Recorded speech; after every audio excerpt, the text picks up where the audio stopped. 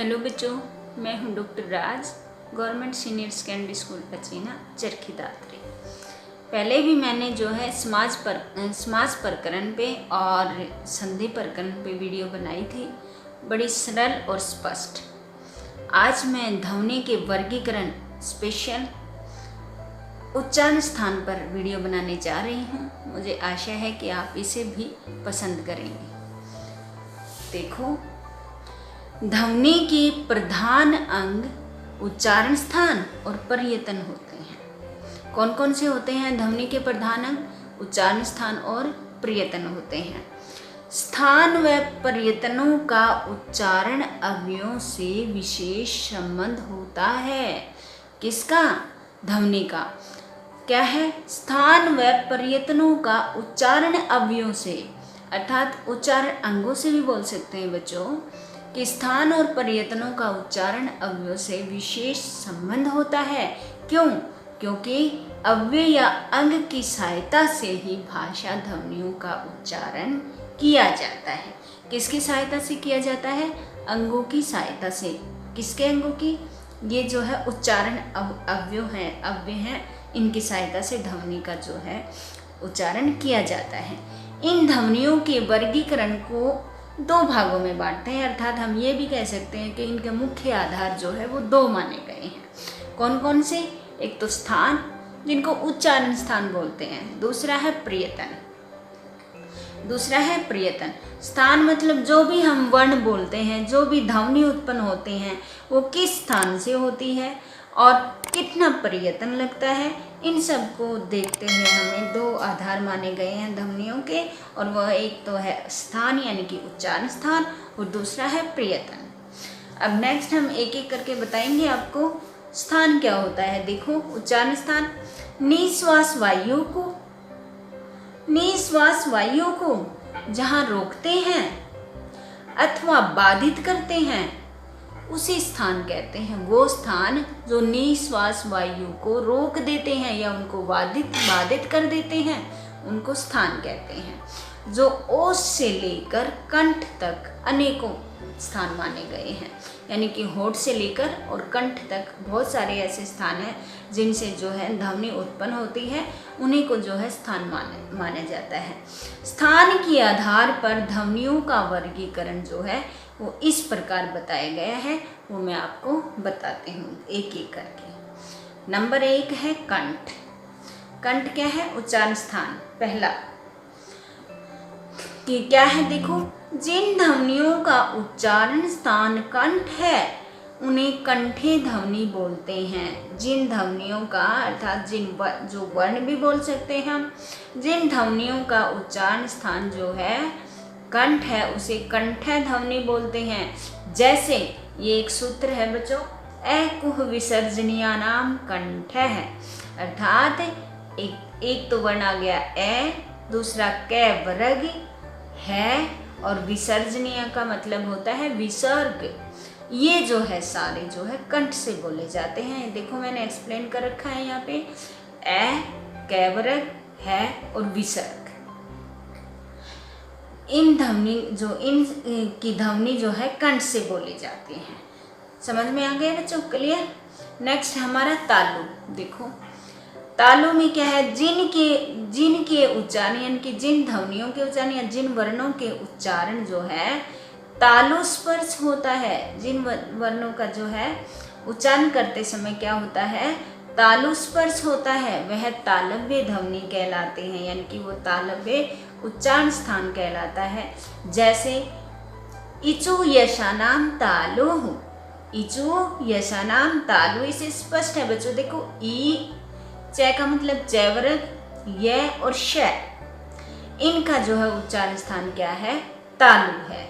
इन्हें जो है, अर्थात यहाँ पे देखो मैंने एक्सप्लेन कर दिया, ई, चैवर्ग, य और श, ये तालु से बोले जाते हैं, अर्थात मतलब इसको तालु ध्वनि बोलते हैं, तालव्य बोल देते हैं। नेक्स्ट है हमारा मूर्धा। अब ये मूर्धा क्या होता है पूछो? मूर्धा मैं बता देती हूँ कि क्या है। जब हम बोलते हैं तो अपने मुंह में जो दो तरह के पार्ट होते हैं बच्चों, ऊपर की साइड, एक तो बड़ा सॉफ्ट होता है और एक थोड़ा हार्ड होता है। तो सॉफ्ट जहाँ होता है ना, जे उनका जो है उनको मूर्धा बोल दिया जाता है। आप जैसे आप बोलेंगे तो जिह्वा जो है थोड़ा सा मुड़ जाएगी, ऐसे करके टे टे ठे डे डे ने, उस पार्ट को टच करेगी। देखो इसका एक्सप्लेनेशन कर देते हैं। जिनका उच्चारण स्थान मूर्धा है वह मूर्धन्य ध्वनि कहलाती है। जैसे री, रिटोर रसानाम मूर्धा, अर्थात री है, टैवरग है, रे तथा श, इनका उच्चारण स्थान जो है वो मूर्धा है, अतः ये मूर्धन्य ध्वनि कहलाती है। क्या कहलाती हैं बच्चों? मूर्धन्य ध्वनि। अब है हमारा नेक्स्ट है दंत।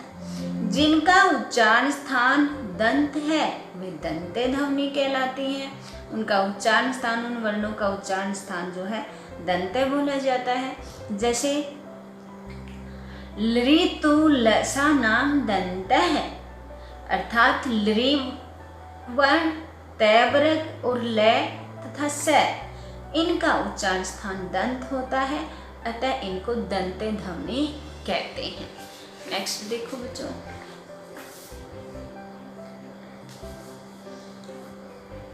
ओष्ठ। जिनका उच्चारण स्थान ओष्ठ है, यानी कि जिन वर्णों को बोलते समय होठ गोल हो जाते हैं, होठ आगे की तरफ हो जाते हैं, उनको ओष्ठ ध्वनि कहलाती हैं। यानी कि दोनों होठ टच हो जाते हैं, उनको जो है क्या होती है? ओष्ठ ध्वनि होती है। उनका उच्चारण स्थान जो है ओष्ठ होता है। जैसे उप उपधमानीय न ओष्ठौ, अर्थात ऊ शब्द, ऊ वर्ण, पैवरक और उपधमानीय दो बताए गए हैं, प और फे। उपधमानीय में अर्थात ये जो है पैवरक है और ऊ है और उपधमानीय है, ये उच्चारण, इनका उच्चारण स्थान का है ओष्ठ है, अतः ये ओष्ठीय ध्वनि कहलाती है। नेक्स्ट हमारा नासिका। जिनका उच्चारण स्थान नासिका है, क्या है? नासिक, ना मतलब नाक, वह नासिका से उत्पन्न होने वाली ध्वनि है। नासिका है बच्चों, क्या है? कि वह नासिका से उत्पन्न होने वाली ध्वनि है। जैसे य में गैण नाम नासिका, य में गैण ना नाम नासिका, अर्थात य में गैण न, इनका जो है उच्चारण स्थान नासिका है। नाक से बोले जाते हैं बच्चों इनको। नेक्स्ट हमारे, ये तो सिंगल सिंगल थे, अब हमारे डबल डबल आ जाएंगे बच्चों। देखो कंठ तालु। जिनका उच्चारण स्थान कंठ और तालु है वह ध्वनि कंठ तालु की होती है। जैसे एदई तो का कंठ तालु, अर्थात ए और आई का उच्चारण स्थान कंठ तालु होता है, यानी कंठ से भी उत्पन्न होती है, थोड़ा सा जो है ए आई तालु को भी थोड़ा सा हल्का से टच करता है। कंठ और ओष्ठौ, ये कंठ और होठों के दोनों की जो है ध्वनियां हैं।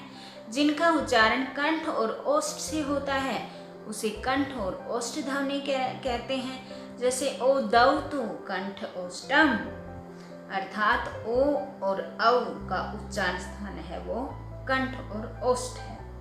समझ में गए बच्चों? Next clear? नेक्स्ट है हमारा दंत ओष्ठ।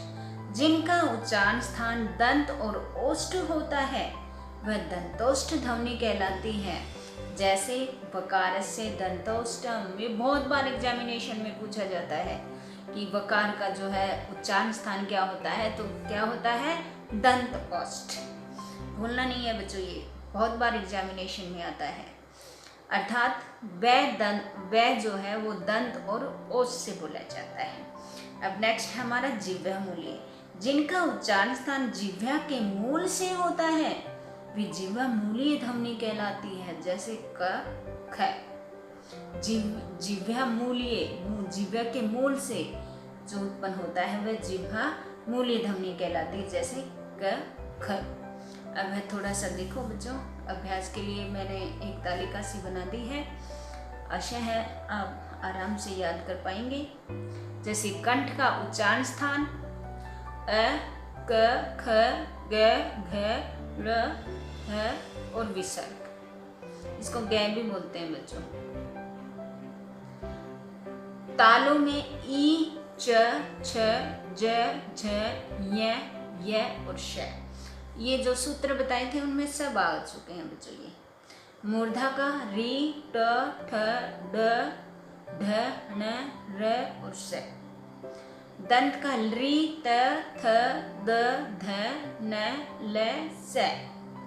ओष्ठ का आएगा उ, प, फ, ब, भ, म और प, ये उपधामानी होता है बच्चे, प।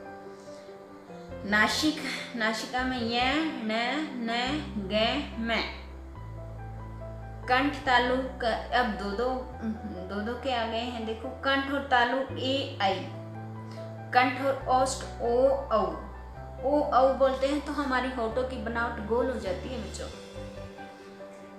दंत ओष्ठ में व, व। जब व बोलेंगे तो हमारे होठ जो है दांतों को टच कर देंगे। बोलकर देखो बच्चों, व। और जिह्वा मानिए क और ख। आशा है आपको अच्छे से समझ में आ गई होगी। धन्यवाद।